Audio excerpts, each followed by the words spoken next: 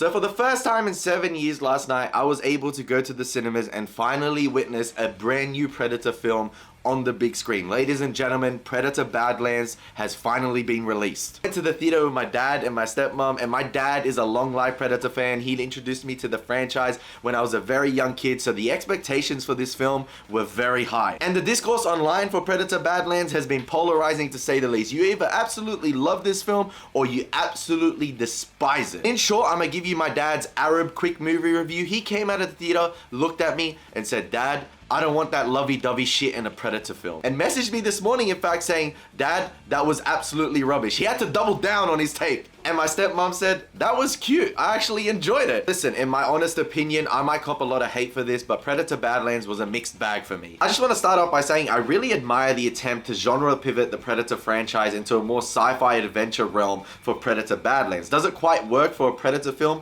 That's where I think this film kind of becomes a mixed bag for me. You know, our first introduction to the Predator is Arnold Schwarzenegger and his crew discovering a team of special forces soldiers being skinned. Now in this film, it pits Deck, our, protagonist Predator, in situations you would never imagine a Predator to be. And does it work? Sometimes it hits the mark, sometimes it doesn't. Elle Fanning in this film is absolutely fantastic. She brings a lot of energy as the quirky sidekick.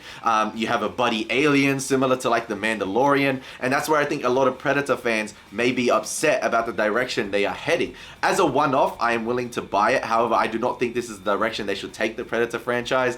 Demetrius Kuala-Matangi is absolutely fantastic as Deck. He brings a lot of intensity to the character. He brings a lot of human emotion to the character. Like I'm saying, they are trying to humanize the Predator in this film, and they really do succeed, actually. Like I said, they pit the Predator in situations you would never quite imagine. However, do I want to see the Predator in these type of situations? You know, one of the most infamous, if not the most infamous alien ever brought to the big screen.